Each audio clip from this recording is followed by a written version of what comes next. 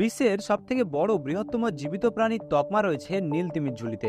এমনকি কোটি কোটি বছর আগে যে সকল দৈত্যাকার ডাইনোসররা পৃথিবীর বুকে ঘুরে বেড়াতো তাদের অনেকের থেকেই আয়তনে বড় নীলতিমি। মজার বিষয় হলো এই নীলতিমির হৃৎপিণ্ড তো বটেই, শিরা ধমনির মধ্য দিয়ে অনায়াসে সাঁতার কাটতে পারে একটা মানুষ। অবাক লাগলেও সত্যি, একটি পূর্ণবয়স্ক তিমির দৈর্ঘ্য হয় প্রায় 90 ফুট আর ওজন 100 থেকে 150 টন।